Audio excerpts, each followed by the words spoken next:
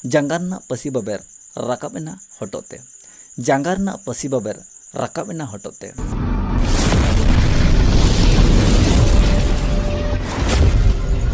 Sanam ko johar saute sanam ko ge de sagun atang daram nuha abwa धर्म दियोड़ा YouTube channel तलाते इनगे camera दानां खन भागमत मुर्मु आसामा नित हो मेना गया कथामा अड़ी दिन खन इनिंग दोहो अगु अकाद गया जे आपे को लगत नवा नवा नपाय नपाय वीडियो दिनम हिलो इन अगु आपेया मेनखान इकिन खोजोआ दिनम हिलो आपे को लगत नवा नवा वीडियो बांगिन अगु दाड़े आकौटा चेदा से इन लगत ऑक्तो खाटोते तेहिन दो कैमरा दानां खन कथाइन सदर आपेया jangan nak pasi baber rakap ena hotote. आजोमकर कथा बाड़ायाकन खबर ओडिशा मयूरभंज रायरंगपुर इलाकारे रुंडा कंपनी साला तोड़जोड़ हुए कन ट्राइब टीवी रिपोर्टर अरबांग सारना मीडिया चैनल चालाविया बरियर हेम्ब्रम गोंके तकिन को दाल घलकाकिन बोहो पोसायना मयांग लिंजीना रुंडा कंपनी साला तोड़जोड़ तहोगे बढ़ती इदी कना डांडबुस डहाडी परसी सिंह चांदो ऑल गुरु पंडित रघुनाथ मुर्मू गोंके तकिना तोपा बाय ठाव आसे पासे हासा मटी जमी जायगा अड़ी मारांग एरिया नितु रुंडा कंपनिया ती चुपुरे रुंडा कंपनिया ती चुपुट खन रे रुवर लगत आवरिन गोंके को जहां सामांग ते को ओडको कान उनको चेतारे नाहचार अत्याचार दाल तोल मारपीट एतोहब उतर कना ओना साव सावते जहां रुंडा कंपनी विरोध ते अलांगे उल्टवा उनको कोरेन परिवार रे एरा और जहाँ तीना गे मेना काट को गिदर पिदर जो किडनैप रेना कथा नितो सामांग ते ओडको कान और गुली गोयना धमक धमकी रेना नितो आवाज पठो तुद आकना खबर तलाते बाडाय कान तीना गान हरचो रुंटा कंपनी बाखार जगह एमो लगत को रेबेन कान और तीना गान चोना को विरोधेत कान नोआ को फैसला इदी लगत ते जहाँ दो वीडियो साहेब धना टुडू गोंके तकिन सला मिन दुपड़ुप सापड़ाव ताहे कना जहाँ दो ओना दुपड़ुप रेगे तोड़जोड़ हुएना जहाँ दो ओना तोड़जोड़ रेगे ट्राइब टीवी रिपोर्टर सारना मीडिया चैनल चालाविया मानवतान बरेड़ गोंके तकिन दो को दाल घल्ला केना जहाँ दो बहु पोसायना मायांग लिंजीना नोआ खबर आंजम बड़ा कते सरीगे अड़ी दुख बुझावना बरियड़ हेम्ब्रम गोंके तकिन मायांग ते लहर आकान चितर नेल कते बरियड़ हेम्ब्रम गोंके तकिना दुखलिया दुख खबर आंजम सावते दुख सतलाते हो सांताल न्यूज रमेश सोरेन गोंके तकिन मिड वीडियो किन कवर आकाद जहाँ दो अकिना चैनल रेकिन शेयर आकाद सदर आकाद सामांग आकाद आबो मेरे झलकाप कान और रमेश सोरेन गोंके तकिन आवाज आड़ांग आबो लुतुरे ताकेरो कान जहाँ दो किन मेन पोस्टो का जहाँ दो किन रोड सदर आका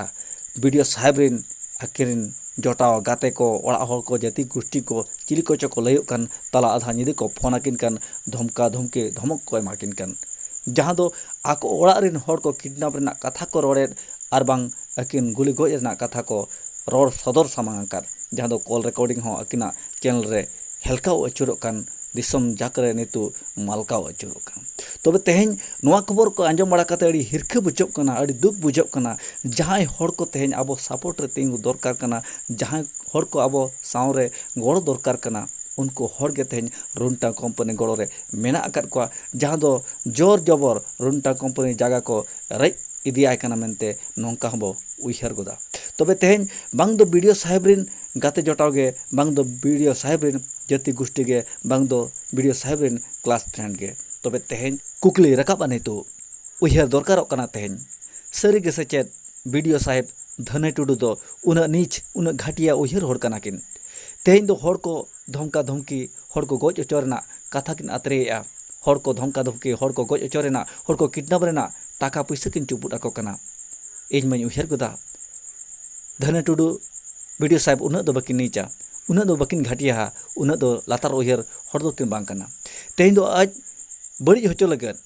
तेहेन आज खराब होचो लगत नौका के ओकोचो गाते जोटा को लयो कना जति गोष्ठी को लयो कना क्लास फ्रेंड को लयो कना जुदी सरीगे हो सांताल न्यूज रमेश सोरेन गोंके तकिन नोआ मेन कते किन बड़ी जका जहाँ दो धने टुडू गोंके धने टुडू इदी कते जहाँ कथा की रोड़ा कर नोआ को जुदी हो सांताल न्यूज बड़ी जे मेन आकाद एनखान वीडियो साहेब धने टुडू गोंके तकिन हो नोआ कथा किन शेयर किया बुटा कथा बाड़ाय चोना किन कुरुमुटु किया जे इña उइहर असलटा दो नोआ कना और नोंका दो बन कमी का इña उइहर दो इña मकसद दो नोआ दो बांग कना जे आबो हासा माटी ती चुपुर रे दोह काते रुंटा कंपनी चाल गोद आया नोआ इᱧᱟ उयहर नोआ इᱧा मकसद दो बांग कना इन दो टाका दो बइन जमा का तेहेñ दो रुंटा कंपनी सपोर्ट रे बनु अकादिnya नोआ कथा किन शेयर किया जखन रुंटा कंपनी विरोध रे सरीगे बरियर हेम्ब्रम गोंके तकिन बोगी किन कमी का ओना दुख ले दुख खबर आंजम बड़ा काते हो सांतल न्यूज सरीगे बेसे उयहर का एनखान नोंका धमका धमकी एवरना कथा बांग कना जुदी वीडियो साहेब धनी टुडू गोंके तकिन रुंटा कंपनी सपोर्ट सावरे बनु अकात किना हो सांतली न्यूज चैनल चालाविया रमेश सोरेन गोंके तकिना परिवार रे गुंडा को बकिन भेजा हकात कोआ हर को किडनैप अचोरना गुली गोज रेना जहां दो टाका पैसा गुंडा को बकिन चुपुद अकात कोआ और जहां तिना गे गुंडा को दादागिरी को हो सांतल न्यूज चैनल चालाविया रमेश सोरेन गोंके तकिन को धमकावेत किन सरीगे उनको जुदी आकिन रिन जाति गोष्ठी ओड़ा हर क्लासमेट बांग कना को एनखान धनी टुडू गोंके तकिन हो उयहर आतरे दरकार मेना कमी हरा कुरुमुटु लक्ति मेना जे उनको हर को साब अचोरेना सरीगे जुदी अकिन किन बेसा धनी टुडू गोंके तकिना उयहर बाय खरापा आकिन नीच घाटिया उयहर हर बांग कना किन किडनैप अचोरना कथा बकिन आतरे का टाका पैसा गुंडा को बकिन चुपुर अकात कोआ एनखान नोंका गे कमी हरा आतरे दरकार मेना अकात तकिना जुदी अकिन मिन मोचा आलांग बकिन उल्टवा कथा बकिन सामांगा और नुकु साब अचो करना कथा बकिन आतरेया तबे नोंका गे बुझोआ उनको गुंडा दो धनी टुडू गोंके वीडियो साहेब रिन गे और टाका पैसा रुंटा कंपनी से नकिन तगज आका जमा का किन और सरीगे नोआ पुष्टवा नोआ गे बोन उयहरा धनी टुडू गोंके तकिन दो जांगारना पसी हटो तकिन राकाब जंग कना तबे इनरिन सानाम हडिन मारंग बयहा आर मिसी को गोंके को गाते को नय तो जतो के पे आंजम के तबना जांगारना पसी बाबेर राकाबेना हटोते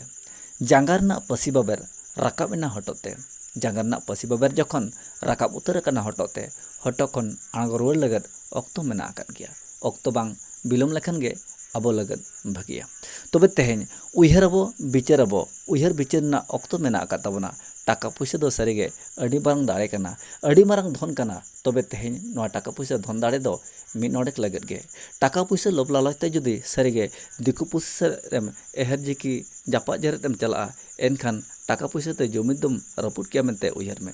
जुमिद दो नोंकाना कना तेहेñ बिन कुड़ाते जतो हर गड़ो गपड़ मेना आकात ताबोना सेदाय खन गे हेज अगु कना नोआ जुमिद जुदी टाका पैसा लोभ लालचतेम रपुदा तबे तेहेñ टाका पैसा ते आमेम लोबोआ लोभ लालचते दिकु पुसी सेद गेम सेनोआ एनखान दिकु पुसी दो धिनांग बिदल किदिंग काटकम आर बांग गेगेदरिंग केनरंग लेका जनों तको जब गिड़ी कमा तबे धिनांग दो अकोय मराया अकोय नेहराया अकोय गड़ो अचोम खोजेया मेनखान जुमिद मा मांग रेगे रपुद आकात दो आमा टाका पैसा लोभ लालचते गेम आखरिñ आकान दो मेनखान धिनांग ओना जुमिद बांग हुयुग ताबोना तेहेñ गेसे आबोरेन हर आबोगे एंडायेद को टाका पैसा एटा सेद खन बो पड़ाव कानते तबे धिनांग टाका पैसा चेन हो बाय कमिया ओनाते इñा मेन ओनाते इñा नेहर जहां गोंके को होसांतरे न्यूज रमेश सोरेन गोंके तकिन बो धमकाव आकात किना आबो नासेन बो उयहर मा नासेन आबो विचार मा तेहेñ आबो सामान्य बाड़गे रे मिद सेरमा जहां हड़गे बिन कुली काते चास माय अड़ी रगी अड़ी रांगा बो बुझावा तबे तेहेñ रुंटा कंपनी नुना मारंग जगह एड़े बोना एनखान उनको दो ओका लेका दुख को बुझावा ओना दुख दो ना आबो दो बाबो बुझाव का जहां को दुकुक कना उनको गना दुकुक कना आबो दो टाका पैसा बो चुपुद आकना पढ़ाव आकना बो ओना मेनते गना अड़ी लेकन कथा बो रोड़ जंग कना तबे तेहेñ दुखलिया गे ठिकायाय दुख रेना दोसा दो उरु बहार गे ठिकायाय बाहर ना रासा दो जहां दुख कनाय उनी गे दुख दो बुझावया अब मा टाका पैसा पड़ाव कना टाका पैसा ते एरा उरु गिद्रा पिद्रा अड़ी रस्कते अक्तो बिताव ताबना तबे जहां बाड़गे जहां ओड़ा जहां जमी जायगा जहां बद बहेड़ चला कना उनी दो ओका सेरे चला तेहेñ अब सामान्य अब बाड़गे रे जुदी सरीगे मिद सेरमा गान बिन कुलीते जहां हर गे चास को दमाय अड़ी रगी अड़ी रांगा बो बुझावा मेनखान तेहेñ रुंटा कंपनी उन मारंग जगह हाड़प जंग कना उनको जहां को जगह चला कना जहां को दी बड़ी जमी जगह चला कना उनको दो ओका सेद को चला ओना तेगे इñा मेन अब मासे जहां हर को लगा चो कना को रुंटा कंपनी ठेन उनको दे अब बाड़गे रे ओड़ा दो जगह बो एमा को मासे दाड़ेया को बाबो दाड़ेया को तबे इन दुñ मेना जतोआ संभव गया आबो जुदी बो इच्छाया आबो जुदी बो चाहवा चेन हो बाकी दो बाय तहाना जतोआ बोन दाड़ेया गया तबे दे नित हो अक्तो मेना आकात गया सानाम कोटे नेहरिंग दोहया नोआ इñा चैनल होतेते जहां को रुंटा कंपनी सपोर्ट सावरे मेना आकात बोना तबे दे onte support saw bang em kate abo sedok pe jumid bang raput kate jumid de agui tabon pe jumid kate ekota kate runta bon laga ruwaria ar jahan leka hasa mati di bari marang khon jahan leka mena aka onka ge tahe ko ma tobe ma iri samodi mara boyha misi ko gongke ko kate ko jahan ko ghal akan dal hocho akan dal foro akan jahan ko धमका धमकी होचो kan nuku support sawre tahe dorkar mena aka tabona dorkar padawa abo nyida unku picture abo tahe ko ma jahan ko dal hocho kana jahan ko धमका धमकी होचो kana unku korin bodyguard benaw kate bon tahen ma jahan ko onka धमका धमकी emok kana unku orodok kate odharna terang rena katha abo sapadaw ma tobe teheny lajawin bujhauya hirkañ bujhauya edrኝ bujhauya adi gotangin bujhauya abo horge aboren bairi bo benaw kana onate ko mena aturen jodi metang gahi bay tahena ature etketone bay sirjewa ature jodi gahi bay tahena jahana bay kumurua ature jodi mid hor gahi bay tahena enkhan hasa mati bay akhriñoa tobe teheny aboren horge noka tobe samudi mara bayam siko katha bañ bartiya tehnya katha do camera danang khon nedegin kecet ke tabona okto nyam khan arhon hijut tabona inya ontor na katha ko ape ko samang re umar lagate johar।